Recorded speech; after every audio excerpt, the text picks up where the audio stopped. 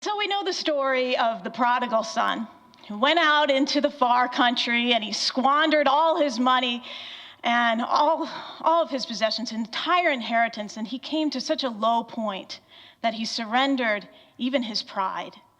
And he comes crawling back to his father, and he finds his father welcoming, forgiving, and generous. Well, how fair is that? Is that the way our world should work? In my Bible, the title of this parable is The Parable of the Prodigal and His Brother. And I think there's an important point to be made there, because the story doesn't end with the prodigal's homecoming. It ends with the father going out to bring the elder son home. And I really feel for the older brother, because can you imagine if you worked for your father your whole life, earning your inheritance, and your younger brother takes his half and he heads out and he goes to like Vegas and Mardi Gras and cruises and he just blows the whole thing, and then he comes back for more? I would be thinking like, all right, now he's coming to take my half. I knew the rules. That's not fair. I worked hard. I was a dutiful son, and my father never threw me any kind of party. I wasn't quite sure why I felt called to sing Holy Now to go along with this story, and then I thought about the elder son's journey. When I came to Unity, I remember hearing a lot of prodigal son stories about people's journeys that brought them to Unity, and I was really inspired by those stories. But I just thought, well, how did I end up on this path? See, the elder son had been doing what he had been told to do his entire life, and it reminded me of my experience growing up Catholic. There were a lot of rituals and a lot of rules, and we followed the 10 Commandments, and we went to Mass on Sundays, and there was a very set way of doing things, and I just wanted to please God by getting it all right, and I was assured that my obedience was going to be rewarded. And on the exterior, I was following all the rules, but for me, on the interior, I was missing that inner experience of God that I was ultimately seeking. And faithfully, I was going through the motions, but the rules led me to internally judge others and myself for what they did, rather than for seeing them for the truth of who they are. The elder brother was a slave to the rules. He did all the things that a good son is supposed to do, yet he was lost, just like his brother. He was stuck in criticism and just couldn't celebrate because he forgot that the prodigal was his brother. All he could see was the sin that he committed, and he was stuck in his judging mind.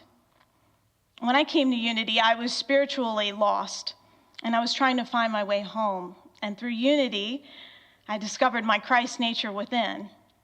And to do this, I first learned that God is not judging me for my actions, and I'm not a sinner seeking redemption. I'm God's beloved child, and it is God's good pleasure to give me the kingdom right now and not after I die. I learned that sin is error thinking, and I recognized that I could give up living in judgment of my actions because I have the power to change my thinking and could focus instead on my goodness and on the goodness in others, to see everyone as my brothers and my sisters. I learned that I carry the church in me because wherever I am, God is. And this was good news. This was worth celebrating. This allowed me to see the world rightly instead of viewing it in judgment. I learned to see the holy in all of God's creation. I see two prodigals in this story, and that's why there are two birds flying home in our picture. The elder brother was in the field when he heard news of his brother's return.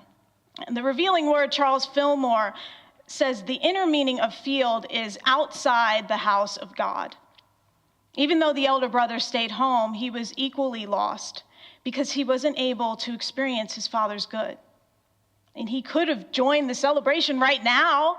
He could hear the music and the dancing, but he chose instead to be angry and to stay outside complaining. We don't have to go way out into the far country to experience separation. We can be a seminary student and be studying this stuff day in and day out and get so caught up in the busyness that we lose our sense of oneness. We can be like the elder son and get caught up in comparisons in life. Like, how come she got a promotion and I didn't? Or how come he got healed and I couldn't? I mean, I've been doing my affirmations and I just don't see it. How willing are you to surrender your needs, your wants, your concerns, and connect with source energy to come home to God? A couple weeks ago, I was in class with Dr. Tom Shepard, and he led us in a meditation where we envisioned our master teacher. And he reminded us that the master teacher is always available within us. And I shared how when I heard my call to ministry, my inner voice, the I am within me, said, I will be your teacher. And so often I found myself forgetting that and looking for the next book or teacher or class or whatever to help me awaken to this truth that's within me. I told Dr. Tom if I could just focus there on the teacher within. I just thought I had to work harder at it. But Spirit doesn't work that way.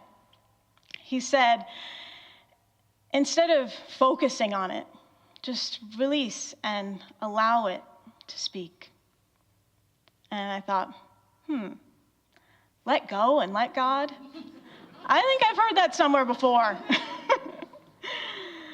It's amazing to me that all the answers that I seek lie within me, and that all that is mine to do is not to come to God with my laundry list of lack, but to rest in the knowingness that all is well. And when I rest in the silence, I recognize everything is holy now. And I realize that right where I am is the place of optimal potential and possibility for awakening to my Christ consciousness. Can you believe that? Right here in the Fillmore Chapel, right where we are, right where you are on your computer, is the place where the optimal conditions are present for the awakening of your Christ consciousness. Yes, even with the papers that you're still writing and all the grading that you have to do and everything else going on. The elder brother was able to return home when he realized that he's already home. He never received his inheritance or even a young goat from his father because he never asked. Now is the time to return home. Now is the time to claim your inheritance, and now is the time to know that everything is holy now. I see the elder son as being in the midst of the kingdom, as we all are.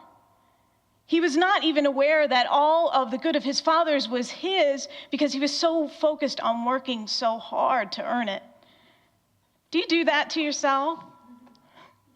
Like planning a time in the future for your enlightenment? I know I need to take more classes, I need to find a mentor, and then should probably go to some sacred sites, and I should go out to Brazil and get healed by John of God, and go to an ashram and live in India, and, right? We just picture this happening in some grand future of enlightenment. Or planning a time in the future when you have more time to meditate.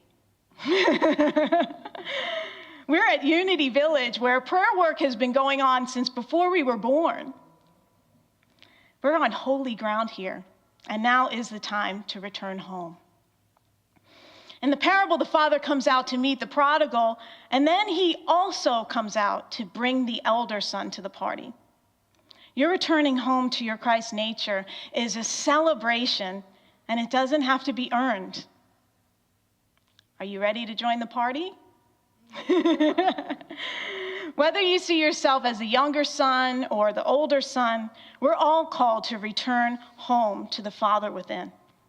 And we get to celebrate, resting in the peace of God, knowing that we are in a universe that lovingly supports us in every moment. We don't have to work so hard to earn it. We have an unlimited inheritance of divine ideas always available to us. And as we turn within towards God, our God thoughts come rushing in to embrace us, to welcome us home. The father said to the elder son, "Son, you are always with me, and all that is mine is yours." This means, as Eric Butterworth put it in Celebrate Yourself, that there is an allness, even in the illness. No matter what your partial experience might be, whether you're experiencing the lack and meaninglessness of your own far country through neglect of your spiritual life, or whether you're allowing your spiritual devotion to become ritualistic, mechanical, and self-righteous, with all the smugness and criticism and jealousy that such an attitude usually leads to, the Father in you, your own Christ life of infinite potential, stands ready as your help in every need. Returning home is not a once-in-a-lifetime event. Whether you take time apart to rest, whenever you take time apart to rest in the stillness, we get the opportunity to know the inner teacher, the Father in you, your own Christ life. Let us return home as we enter into our time of meditation.